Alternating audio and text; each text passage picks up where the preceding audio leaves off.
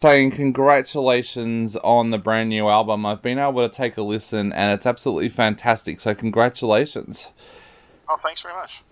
Now, the first thing that's going to hit most people about this album is it's very different to what we've heard from you before. Tell us a little bit about what made you decide to go in this change of direction. Most people know me for the most part as a solo guy. When I play, it's just me and the guitar, and I haven't really done an album like that. Since I very first started, maybe, but probably not for the last 17 or 18 years. So, kind of felt the right time to do that. And a lot of these songs have been, sitting on the shelf of, I always loved them, but they just never fit in with the projects I was working on. So, I felt like this was a great chance to finally, get them heard. Definitely. So tell us a little bit about what that was like going back over songs that you had written over the years to put them on this album. What was that like for you going back and taking a listen to them? It's something I do often. Every time a new project comes up, you kind of always go back in that back catalog of, songs you've kept and hung on to. I mean, there's been songs that I've written that you kind of know right away that you're never going to use it sometimes. But these are ones that I've always liked, but they just never, like I said, they never quite fit in. So it was great to finally get a chance to, put something together that kind of highlighted those songs a little bit. There's also a very personal feeling when you listen to this album, especially the lyrics as well. Are these songs that mean a lot to you personally? Yeah, I mean, it's.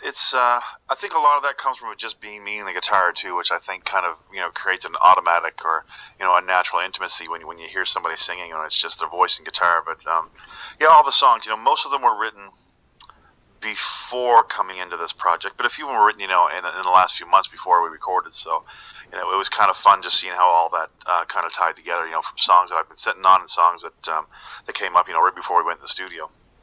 So, was recording held up in any way or anything because of the pandemic? Because I know here in Australia, recording studios all went into lockdown and a lot of artists found they had to record a lot more at home. Was there anything like that really affected the way that you worked on this album?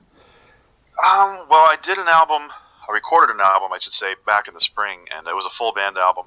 We were thinking that was going to be the next release, but as things were going on, we realized we weren't sure when we'd be able to hit the road with a band, so kind of felt like I'd take the opportunity to do this solo project. And one of the other things I worked on during the pandemic was building a studio at my place, so I just it was great. I just had to put my slippers on and walk across the yard and work on an album. It was pretty fantastic. I had one of my friends come in and did the engineering for me, and we just did it over a couple of days. But it was as natural as anything, just to kind of walk over, sing some songs, no overdubs or anything like that. It was all just all done in one take, and just kept it nice and simple and natural.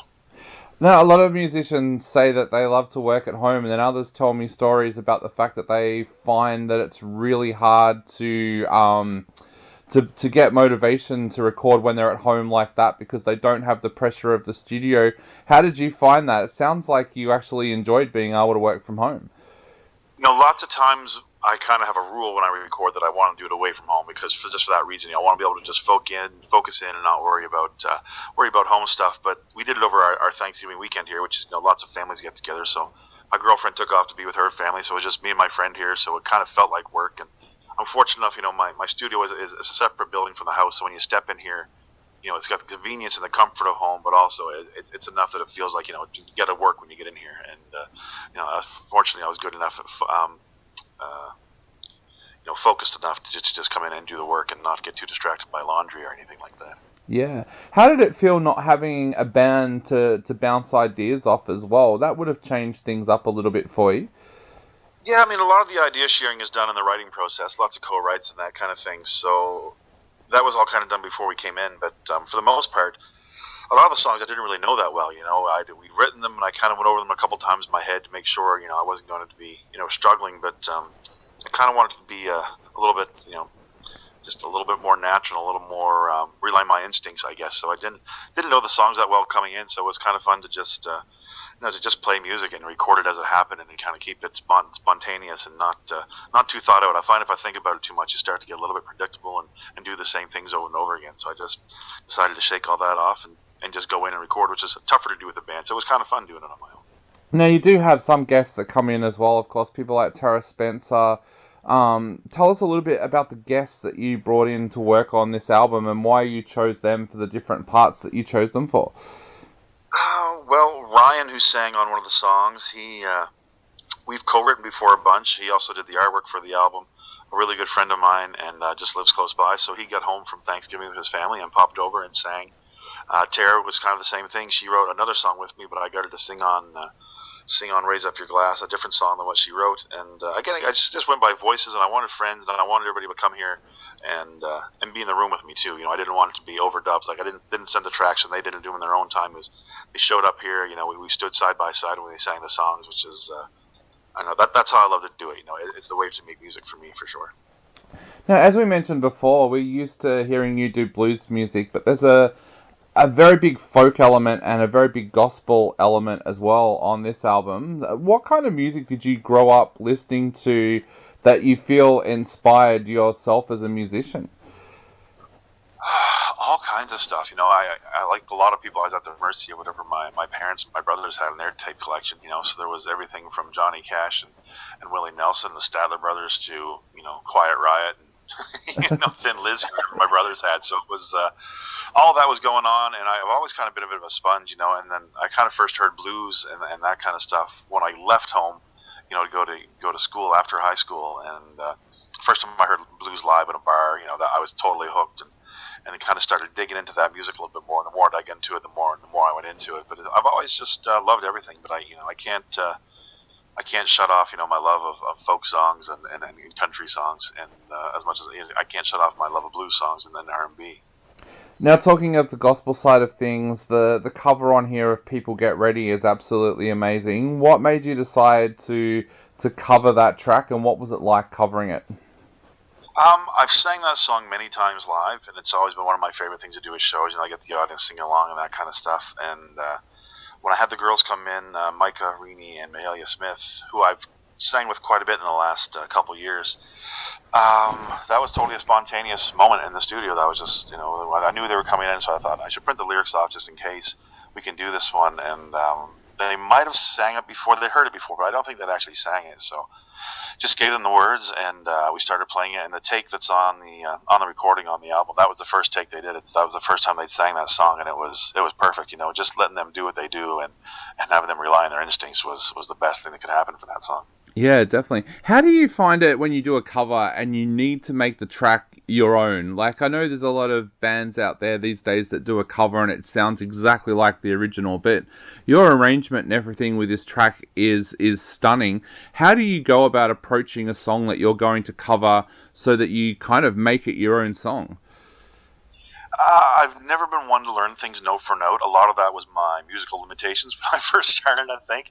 I just kind of learned enough to get by and to make things recognizable.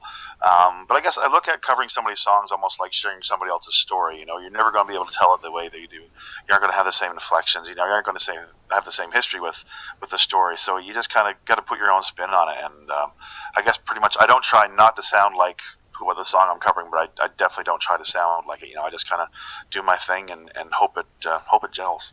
Yeah. Now we're going to take another listen to Other Side of Goodbye in a few moments. Tell us a little bit about the history of that track and the inspiration behind that.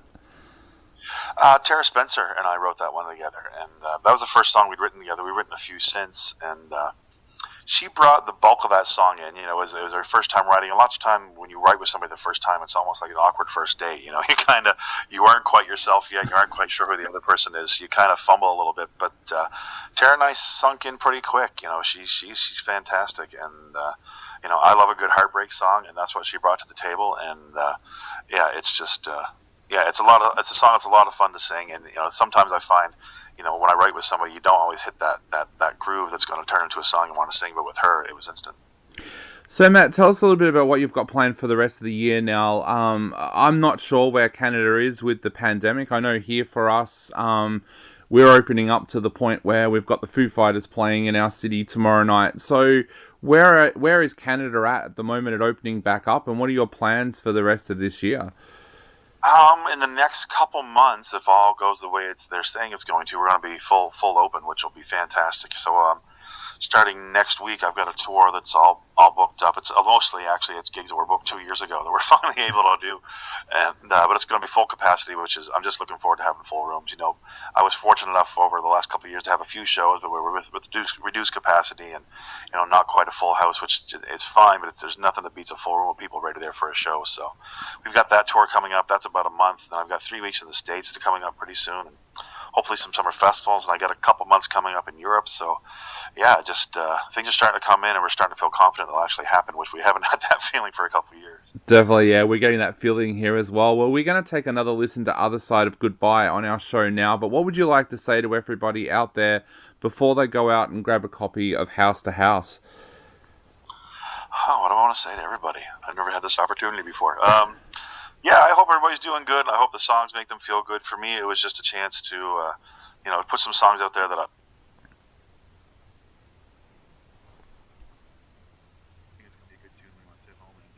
lights a little bit, maybe have a glass of wine or whatever's your tipple, go for it. Awesome. Well, Matt, thank you so much for taking the time to chat to us today. It's been an absolute honour chatting to you, and we can't wait to see you in Australia sometime as well. Yeah, I'm ready to get back for sure. Awesome.